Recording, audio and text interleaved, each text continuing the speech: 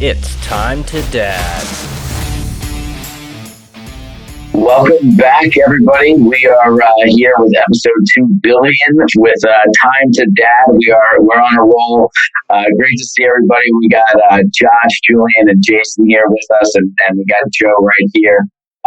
Excited to continue growing in the podcast as we are here, and with everything moving. And we're not just growing in the podcast, but we got some growing families here. We were just kind of chatting about earlier. We're expecting our second boy. My wife and I, we're going to have another boy due in March. So we're preparing the house and getting things ready for that. But, more importantly, preparing the house, I think is going to be preparing us as parents and what to expect. Not just having one crazy kid running around the house, but what two crazy boys can do. And I know a few of us here have multiple kids and multiple siblings that maybe we're just meeting or getting ready to meet, right, Josh? Yeah. But I think a big thing, right, is what to do, not only with one, but what to do with more than one. And I think that's a big piece of information that needs to be out there more, because one is tough. Right? One is tough, man. Interesting. You think one is tough, and it's a 2-on-1 situation. But then when you go to 2, it's 1-on-1. But then if you're like me and you go to 3, you're outnumbered and you're screwed, dude, and you're tattooed. There's no getting out of it at that point. And then you got to start playing zone defense. I know, man. So you're just keeping them alive at that point. So well, you do have to get out. You still got the 3. So I know. I haven't lost one yet. Those bungee cord little leashes really help. You snap them back. They get too far. So go. I'll be honest, just real quick on that. I used to judge before I was a parent leash kids. And then I had a kid and I took him to Disney, and I'm like, leashes are the greatest thing in the world. Like, you know what? No judgment. You do what you got to do. If you've got a little dude who likes to run, you got to hold on to him. And you know what? You learn when you're a parent that some of the shit that looks ridiculous and looks bad, it's necessary. Yes. I very quickly learned not to judge and just let everybody do their shit. Because whatever they got to do for a reason. You don't know it. Yeah. Now, I will say this. I do get some ugly looks from the neighbors when I put my kids on a leash on a runner in the front yard, going back and forth. Now, they get some dirty looks about that, but it works, Tires them out before nap time. I know. It's not dumb if it works, right? As long as they don't go in circles, you're good. Well, I'm trying to teach them, because eventually I'm going to push the lawnmower in circles as they're doing it and mow the lawn, so. That's it. I did see a video recently that actually was pretty cool. It was one of those going around there. I saw that, and we're just getting shorter. I'm like, that is freaking brilliant, and I am annoyed that engineer for you. That was definitely. So, Joe. Yeah. So when did y'all decide to? What made y'all decide to go ahead and go and try for a second, or like, what was y'all's tipping point? I was in the mood. She just wanted a back rub. That's all she what she wanted. Josh, yo, in this scenario, it's do or do not. There is no try. There was no trying.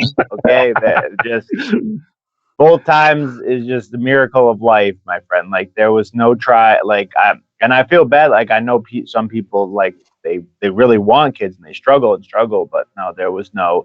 It just played out that way, I guess. It wasn't a plan. It's so funny. With our first, like, we held off on having kids for probably the first 2 or 3 years of our marriage, just because we're like, no, we want to have a house, we want to be financially stable, we want to do this. And then when we started trying to have kids, we couldn't conceive for about a year, and then once we conceived, we're excited, we're ecstatic, and then she got pregnant with our second kid, and she's like, oh my God, what the hell are we going to do? And the planning went right out the window. And then when it came to like a third, we're like, do you think we should have another? Well, we got a spare room upstairs, so why not? It's like all reasoning went out the door after 2, And 30 seconds later, she was pregnant. Yes. What does Mike Tyson? What's the Mike Tyson quote? Everyone's got a plan until they get punched in the mouth. Yep. Is there that, or with a kid, it's being headbutted in the nose? Yeah. Yes. Anyone has had a kid with a huge head? God, does that hurt? Yeah. Bring tears to your eyes.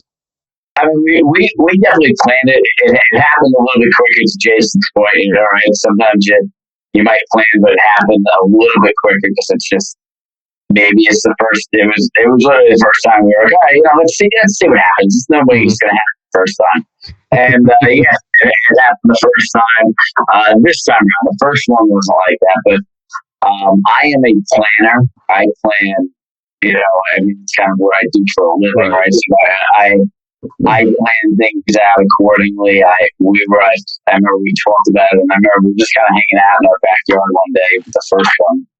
Right? Yeah, you know, I think I'm ready to be a mom. I think it was like something she said. I was like, thinking I am sitting there, like, all right, you know, I think I was like drinking like a blue moon at the moment. I'm like, all right, after this one, you know, like,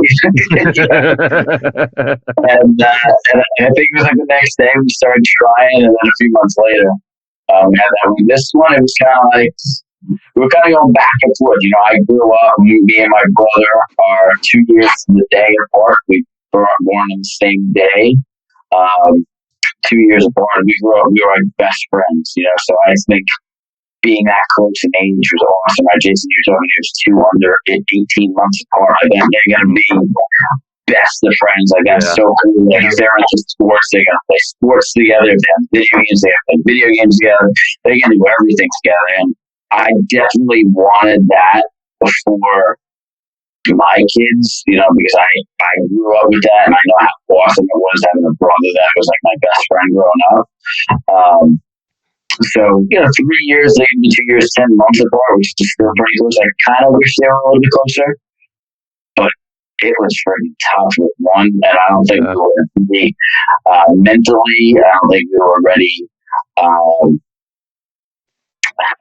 Financially, you know, like again, you know, we want to make sure you're ready there, and you still gotta, you know, you gotta work on you too as a couple as well, and you know, add another child into the mix, that's going to add strenuous strains, things like that. So you gotta be ready in all aspects. I know sometimes you don't have a choice; it just happens, and you do it, and you're in the fire. But I think you can plan for that and make sure you're both mentally ready for it.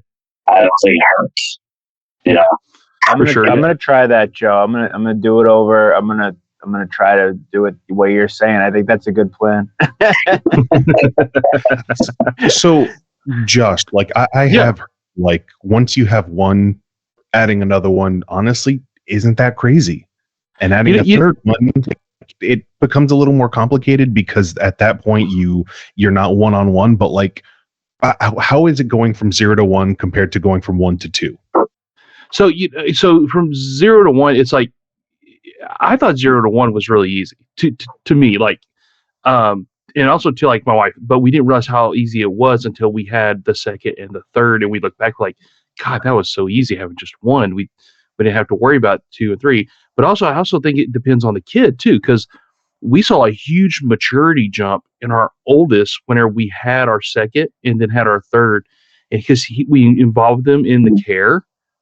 You know, like, hey, can you go get mommy day a diaper so we can change Sissy's dirty diaper? Or hey, can you go throw this away for Sissy? Or hey, do you want to help me make her bottle? Do you want to do this? You know, do you want to help put her to sleep? Do you want to read her a book? We would involve them, and so they had ownership in that baby, not only with us but with them. And now those three, you pick on one, God help you.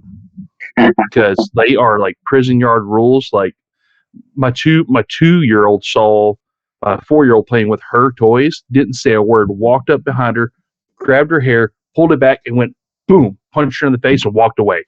Oof. What was that? Where did you learn that? Are you in baby prison now? Like, but yeah, I think we all think like 0 to 1's hard, but man, when you go to 2 or 3, God, you don't realize how easy you had it at 1, man. That's what I'm afraid of. I think that's what I'm right. Is that like one was tough, but I know it's not nearly as tough as it's going to be. So it's like, oh my god, like if we thought that was tough, Mhm. we're in for it. Yeah. Well, I think the hardest thing is not being a helicopter parent. So when they fall down and get hurt, they're waiting for your reaction, too. Yeah, because I think because we're kind of old school, we were like, hey, are you bleeding? No, get up, Mhm. you're good, And it's so funny because they'll look to you looking for a reaction, and Yeah. you have to remember they're looking for your facial expression, so you kind of got to hide them. You're like, you're fine, babe. Get up. Yeah. You're good. Pretend you Yeah, especially when It's like, oh, Yeah. that's a lot of blood. Get up, you're fine. Oh shit, Fine. I gotta call 911. Yeah. Oh no, there's no 911 here. It's like, are you bleeding? You are. How bad's the cut? No. Okay, you're not getting stitches. You're fine. Now that reminds me, I remember a good joke that I read a long time ago. It's like when you have your first kid and they eat dirt, you panic, you start Googling, you're Yeah. not sure if you need to take them to the hospital. When your second kid eats dirt, you just say, oh, that's fine. When your third kid eats dirt, you're like, do I have to feed them lunch now? I think that counts as a meal. Well, I also heard. Y'all ever heard of Christopher Titus? He's a stand-up Yeah, yeah. comedian. Have you ever heard his story about kids? He's like he's like, your first kid is like your first car. You're gonna put some scratches in it. You're gonna put some dents in it. But each car you get after that, you take a little better care of it. But then again, once that car gets older, you don't care if it gets some dents in it. But yeah.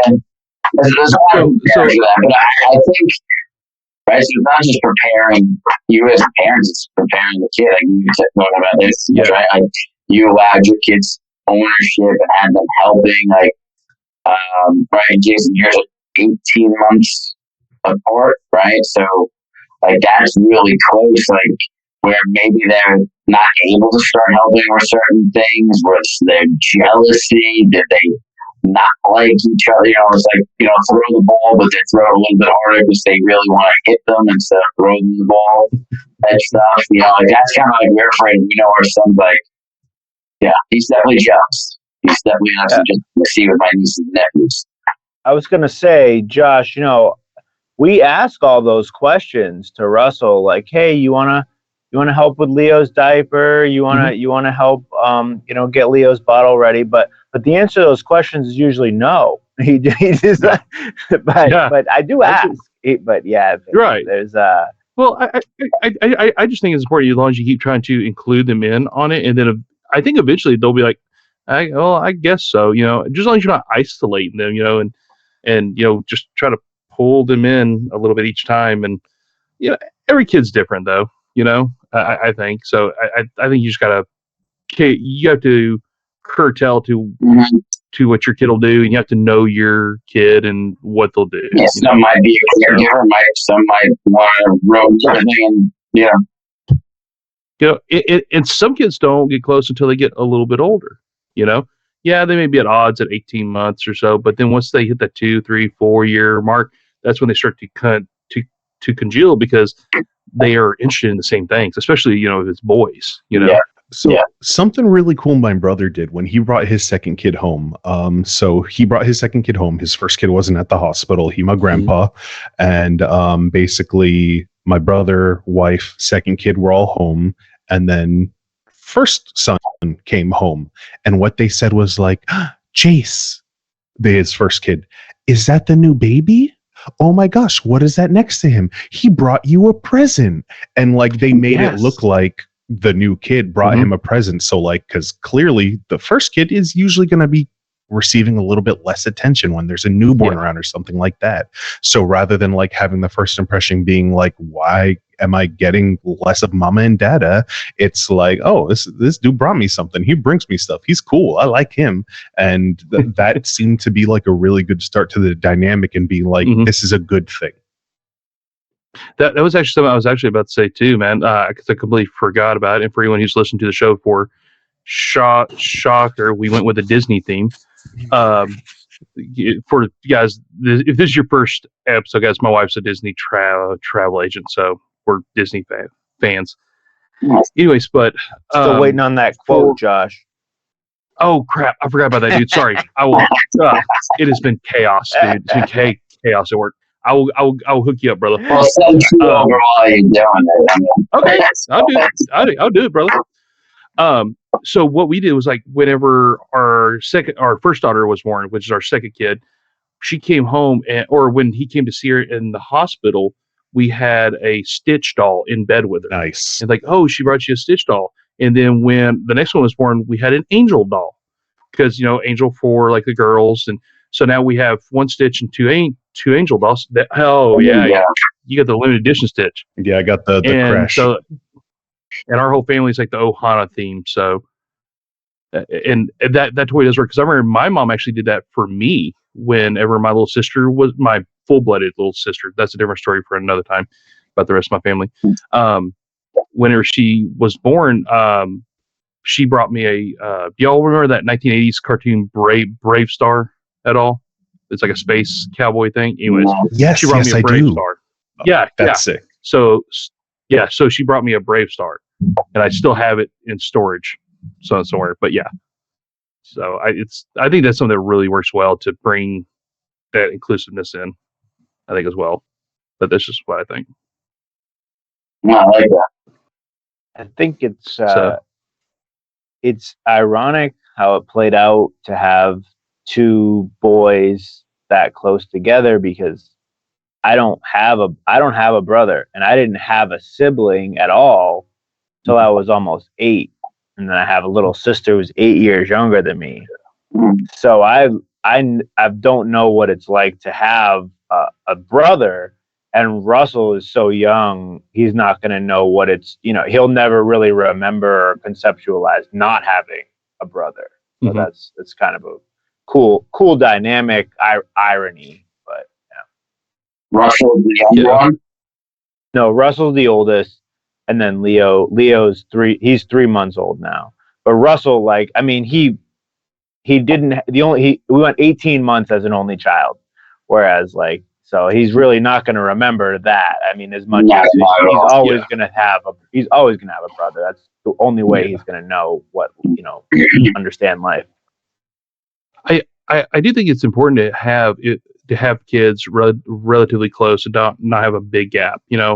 Like with my wife, her two older brothers, there's a 15-year gap between her older brothers and her because her dad took a job working in Germany, and they didn't want to have any kids overseas until they got back to the States, and it was 15 years. Wow.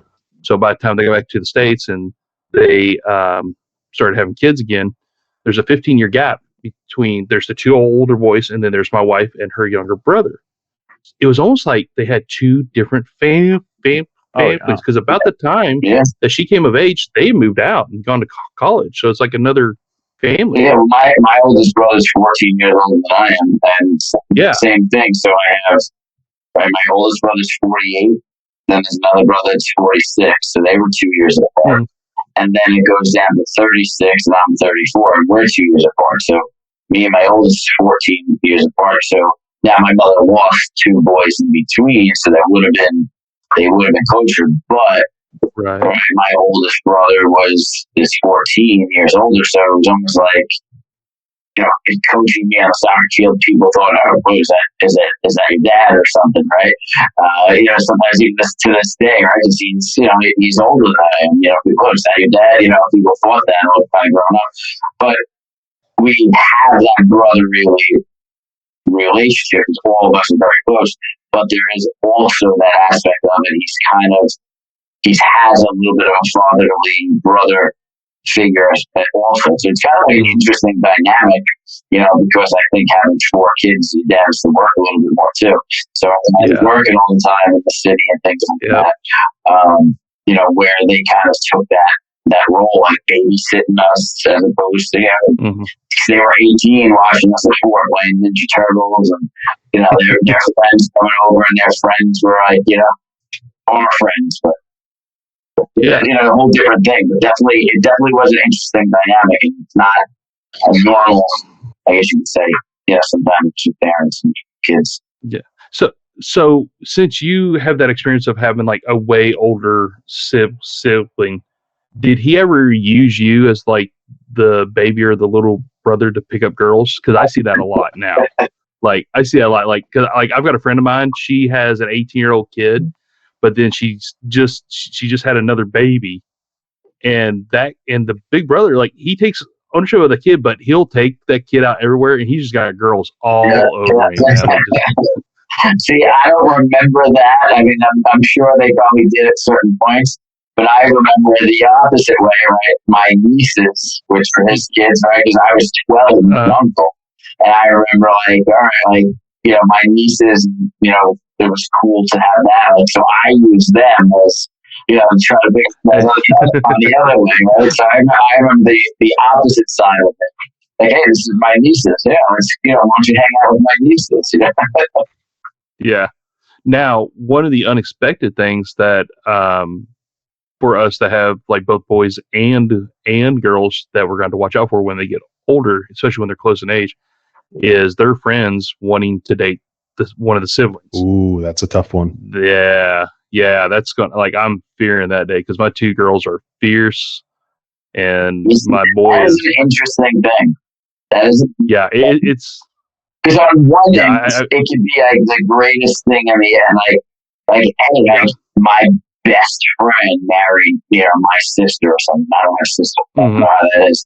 But on the other end, it's like, my best friend is having sex with my sister. Yeah.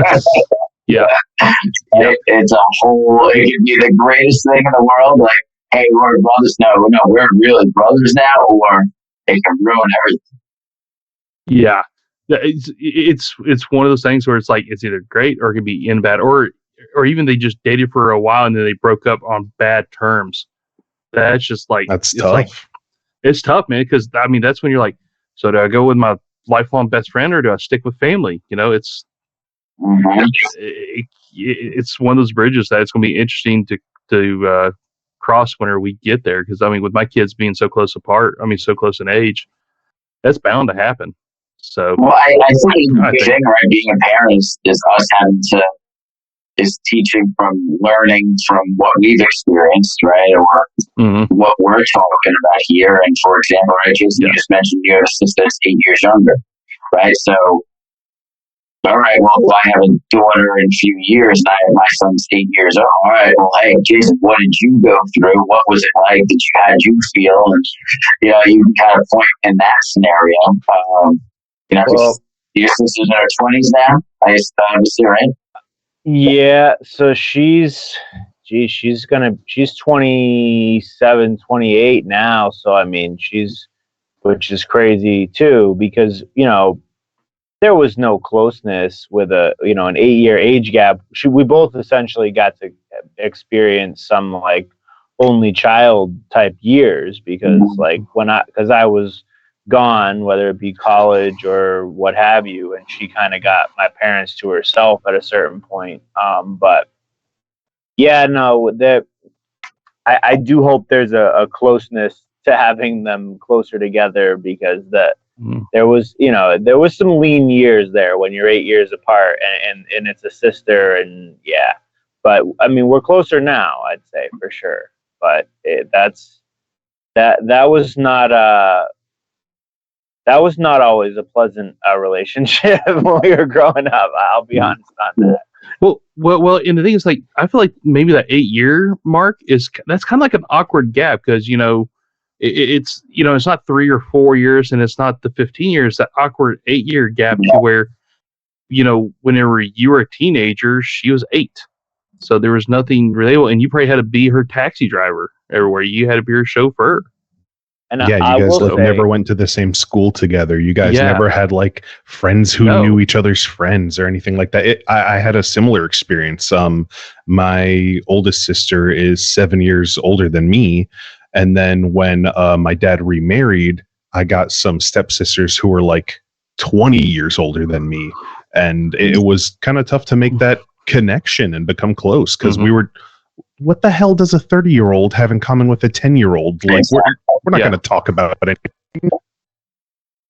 Well, I mean, I don't know now. I mean, us 30-year-olds now have a lot more in common, I think, with the 10, 12, and 13-year-olds because Ninja Turtles are coming back and Ghostbusters and all the cartoons that we liked at that age is coming back. So it's like, hey. The first Space Jam was always better, though. Oh, by far. Not even Please. terrible. I didn't see the second one. Don't. Oh, I didn't even bother to see it. Yeah, I started don't do like it. 20 minutes of it. It was garbage. yeah. I didn't plan on wasting any of my time doing it. Yeah. Some things are meant to be replicated. Just leave it as one. Yeah. Let it see. You know. I mean, even the Turtles, I know that, right? I was talking about that. Just leave it the way. Yeah. They were great. Yeah, just leave the original alone. Like, it's so crazy. Like, have you ever looked? Okay, I'm gonna go off the side rail here for just a minute. But have you ever gone and looked at the voices from our childhood who voiced a majority of the cartoons? It's only 5 or 10 people. 5 or 10 people voiced a majority of the cartoons that we watched as kids. It's insane. Like, was it? I think was it Welker? I think it's, I don't remember. Weller. Frank Weller. I think was his name. He's the one. He was the voice of Megatron in Transformers. Oh, I also know yeah, look at all the voices that he did. Speaking, I don't know all the voices that guy did, but I know that the same guy who did Eeyore from Winnie the Pooh. Yeah. So, and also, the guy who did Tony the Tiger is also the same guy who sang the Grinch song. Oh, yeah, I did not know that. Yeah, and he's also one of the voices in the Haunted Mansion at Disney World. And Luke Skywalker was the Joker in Batman cartoons. Yes, Hell yeah. Mark Actually, Hamill. he was the voice of Joker in the animated series. He was the voice of Joker in all the Arkham games. He was, I think he was the voice of Joker in one of the new cartoons as well. But yeah, phenomenal job. But anyways, back on siblings. But yeah, I can relate with that because I have a half sister who I didn't know her until I think she was 13 or 14, and there's a 10-year gap between us. Okay. So I didn't know her I didn't know her until she was way on in life, and she didn't have a father figure, and I was like, okay, there's a reason why she's come back into my life, and she was in need of a father figure, and that's what she was looking for. She's looking for a positive male role model in like her life, and I was like, okay, she's blood. I have, and now we're as we gotten older, we've gotten very, very close, But is it more of a brother sister, or is it more of a dad like role model type relationship? I think it started out initially as like a male role model, and it's definitely developed into more of a brother sister now. Okay. Because now she still turns to me for like advice and stuff like that, but it's more now we're razzing each other, and it's almost like we're catching up on the time that we lost before when we didn't know each other. That's cool. Yeah. So it's great, and she got married to a great guy, and I feel like I did well because she married a good guy. So I showed her what a positive male role model is, and that's who she would grab and head towards. So I'm like, okay, I did good. I'm good. There you go. So, but I think those huge gaps are so hard as a sibling. It's hard as a parent as well. There's just so many speed bumps there. But also I think being an only child has its, I'm trying to say this in a nice way, has its perks and it has its minuses as well. So, I mean, like I've known some only I've known some people that were only children, and you could definitely tell, if you know what I mean. That's something that we're struggling with over at my house, and we're thinking about, do we want another one? Do we not? And we're definitely leaning more towards having another one now, but we're just like, do we want to take any attention away from Axel, our first son? And it's like, oh my gosh, like I don't want to like handicap him and take him away and take anything away. And it's like, especially at like such a formative age. And it's like, but I also want him to like have a buddy, have a friend, have someone who like he can always count on and depend on, and just like someone to grow up with and share things with. And it's absolutely a conundrum. It definitely is. We had that the other day. We still have. My wife was like, like, should we done this? Like, should we, like one of those things. Of course, you're excited for it, but we were there, and Benjamin was like, he's like, Dad, you're my best friend. Like, he's 2.5, and I was like, that's freaking awesome. Like, it was like, it was out of nowhere. We were just sitting there playing cards. He leaned in, like, put his head on my shoulders. Dad, you're my best friend. And I was like, oh my God, that's great. And like, this is the greatest thing ever. But at the end of the day, then it's like, okay, like you said, do you want that to go away? And now it is, because it's not so much as friends. We are. Yeah. Well, but the thing is, I don't think that's going to go away. I think it's just going to transform, or it's going to take a different shape, because he's still going to remember that as he gets older, because he knows that when brother's not around, he can turn to you, and whenever in those older years, those very important teenage years, he's going to know he can always go to Dad. He's like, man, I got this problem. Sure. I know I can trust Dad, because you instill that early on. But also, kids need someone closer to their age so that they can relate to you, so that when they're older, they can go, God, Dad's being a dick. Yeah, you're right, man. Yeah, he's being a fucking dick. Well, and because he can't go to you and be like, do it too. Like I said, me and my brother, and it was me and my brother. It was nobody else. It was me, right? Like, nobody else mattered. At the end of the day, we were playing. It was 2v2 basketball. It was him and me, right? 2v2 this. It was him and me. It was nothing else mattered, just us two. And that's going to be exciting. I think. We're excited to that for them. Just because we had that. But if you don't have that, that's, I guess, too. I know that one of my best friends growing up, he was an only child. And from what he says, he loved it. So that's one thing that I am sad about, that I didn't get to grow up with a brother. That's one thing I always wanted, and never got. So I'm kind of jealous of the guys who either had an older brother to kind of show them the ropes. Because I think being the firstborn and being a boy, it's kind of hard, because you're getting all the speed bumps beforehand, and then if the next child is a boy or a girl, you're like, hey, watch out for that. You don't want to hit that. I've already did that twice. So yeah, But if you don't have a sister, then you don't have her hot friends that you can hang out. So bingo. Yeah, I fell into that pit a few times. I'm not going to go there. Yeah. I wouldn't say I fell into a pit, but I fell into something. But anyways, different story. But also, now, but you don't want to go off the deep end and start having kids like crazy, because there's a guy that a medical rep that I work with. His wife just gave birth to. Are you ready for this? Their 14th kid. Whoa. I wouldn't trust him to pull out of his driveway. No. I mean, how? Like, you're driving a school bus everywhere. Like, how? Like, how do you make that work? Are they like going to be like that? What's that show? 18 Counting? Is that like what they? I don't know if they're like. I don't know if they're like that, but I mean, I do know that they homeschool. They live on a bunch of land out in rural Texas, and they grow their own vegetables, and so that I don't think they're preppers. I don't think they're off the deep end. I just think they're old school. Like, I think they're more like, hey, we've got a farm. It's called free labor. Okay. Yeah. my grandmother, she grew up on a farm. Same number, one of 14.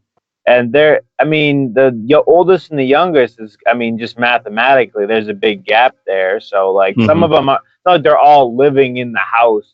They're not transporting 14 kids in one vehicle at a time. Like, there's a big gap there.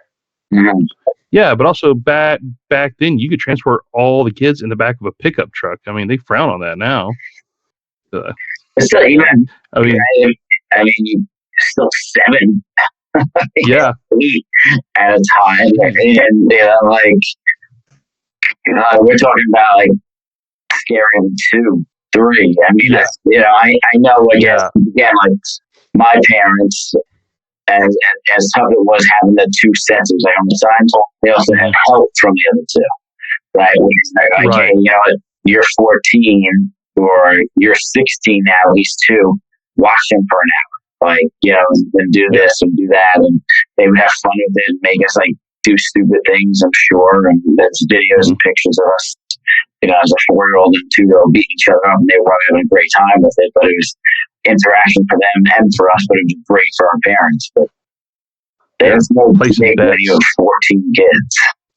Oh, well, now I will say, probably at some point, I'm sure, it's like you said, the older ones are taking care of the younger ones, and I've seen that before. Like, I've got a friend of mine, I think he has 5, 6 kids, and his oldest is 15, and she is the most motherly, most mature 15-year-old girl I have ever met. Like, she is, like, I was like, are you sure you're 15? Like, just the way she acts, so mature for her age. But then again, not all kids are like that. Like, if they're like my kids, where you're peeling them off the wall with some nap time spray, you're hoping some that chloroform soaks in so they'll go to bed. That can also be a curse, though, because my older sister, 7 years older than me, my parents divorced early. My mom was raising 3 of us. She was working her butt off, and she really stepped in to help take care of and support us. And it kind of took away from her teenage experience. Like, she wasn't able to be a young kid, a young girl and whatnot, because she had to be home and watch her 2 siblings and cook for us and clean and do all that stuff. And there's such a fine balance between involving your kids and making them responsible for your kids. Julian, is she like very prepared and strict now as an adult? So she definitely has some anxiety, but no, I wouldn't say that she's strict as an adult now at all. Like, she's a teacher. She's actually doing really great. She's awesome. She's fantastic. She's doing really well, but like, there is absolutely some childhood trauma that like she had to deal with, and she is still dealing with, and she is now almost 40, and there's some trauma that still affects her from having to grow up so fast and not being able to process and experience certain things. She's married. I didn't hear that. Does she have kids? Is she married with kids too? Or? She's married. She's tried. She hasn't been able to have any kids. Gotcha. Which is a shame, because she would be such a wonderful mother. Like, she is fantastic, and I see why she teaches in elementary and whatnot. And I mean, hey, she took care of me a lot, and I'm not dead. Now, has her parents ever expressed like regret or like apologized for having to grow up like so fast? Or it's not really our parents' style. Unfortunately, no, and unfortunately, I mean, I'm also part of a Hispanic family, and it is kind of natural for that generation to put it on the older kid to participate, especially if they're a woman. Like, the female child has to be responsible, and sometimes even the younger female child. Like, there's a lot of responsibility put on women in Hispanic families. You're Hispanic? I would have never guessed. Shockingly, yeah. No, my name is Julian Mauricio Perez. I am 100% Colombian. I just look like a Trent Miller. I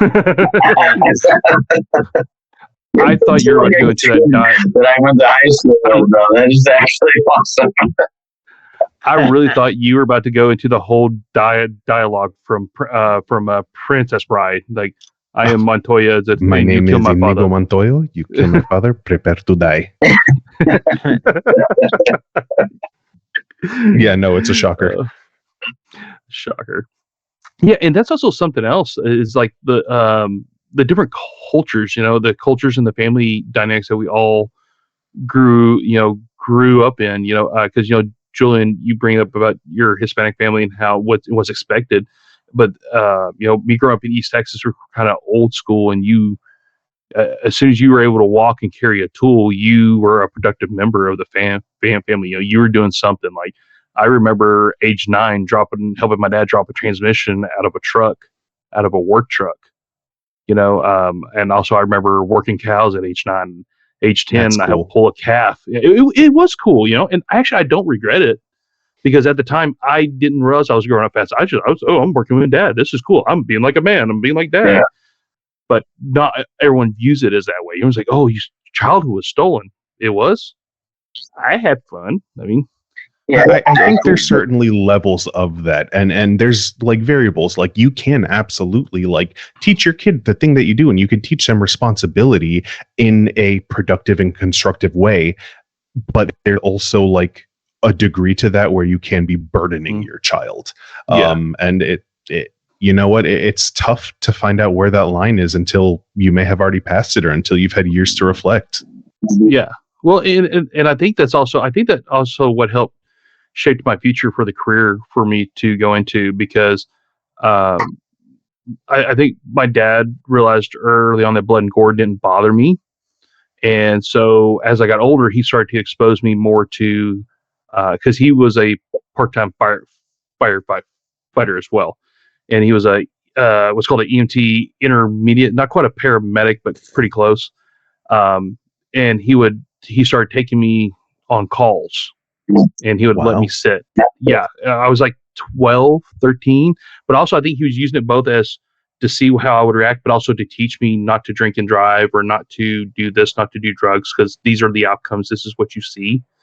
And I think once I saw my mind didn't work in that way of what other people are like, ew, blood, ew, I was like, interesting. What's going on there? So You know, dad was that's how the like, Bible- oh, Josh is either going to be a serial killer or a paramedic. Let me try to steer this a little bit. That's he's like, I hope he doesn't. genre one, right? Yeah, it's like I hope he doesn't turn into Dexter, but let's see where this goes. You know, What are you doing, Bubba? But also I think also another important thing of the family dynamic is pets. Oh, So yeah. when y'all brought y'all's firstborn home, how did y'all, or what did y'all do to prepare your pets for your firstborn? I was terrified. I've got 2 mutts. I didn't know how they were going to respond.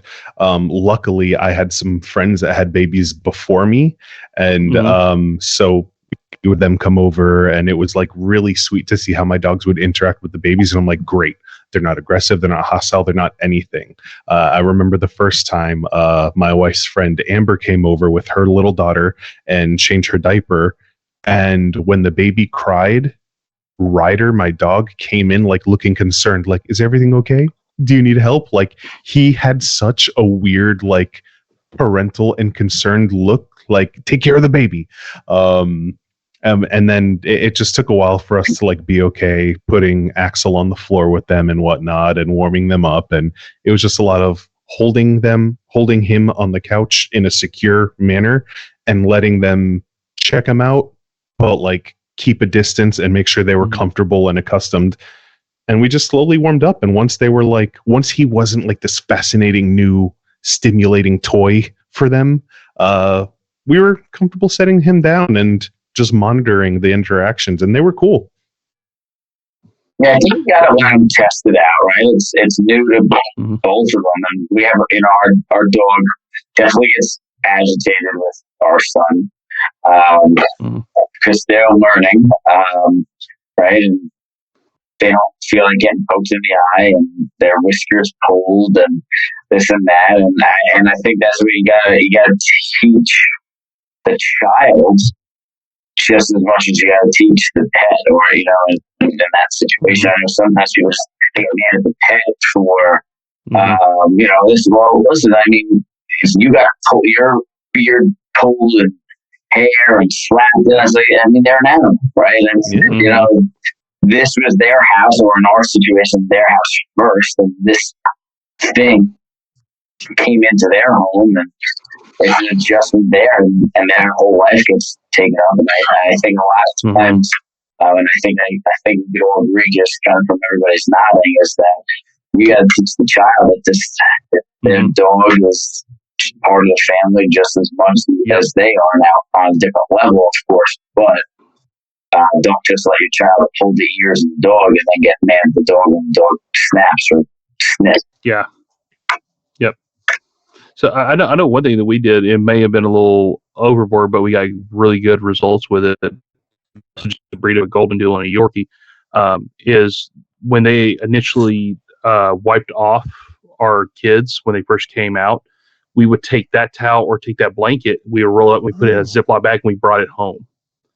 So I would come home first. They did. A lot of people Yeah. say they do that.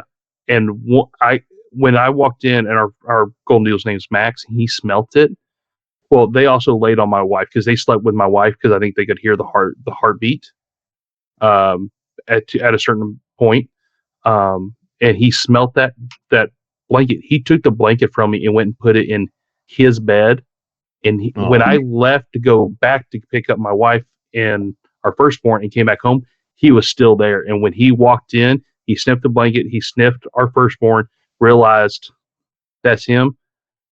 I don't know if he imprinted on him, but he has not left his side. My son is 6, fixing to be 7. He still sleeps with him every night. Has not left his That's side. sweet. That's Yeah, so it's so cool. and then our Yorkie's the same way. Our Yorkie kind of more strong towards our 2 girls. We did the same thing with them. So, and they're like when one of them cries and we don't immediately respond, he comes and gets us. He's like, "Hey, crying, come on, hey, they're crying, come on." So, and I know some breeds like catch a bad rap, but the dog's going to take after its owner, I think, and I think when the owner shows love, and that's why, like, I've got friends, I've got boxers, I got friends. The kids know to respect dogs. You don't pull tails, you don't pull whiskers, So I think that's important too. So, because Jason, I think I saw you got a boxer, man. Yeah, right on cue, right? No, he's a bulldog mix. They call him like a beagle, so he's like a bulldog and a beagle mixed together. I have 2 of those. 3 cool. But yeah, That's awesome. it's a little tricky with Russell's. He'll go around and kind of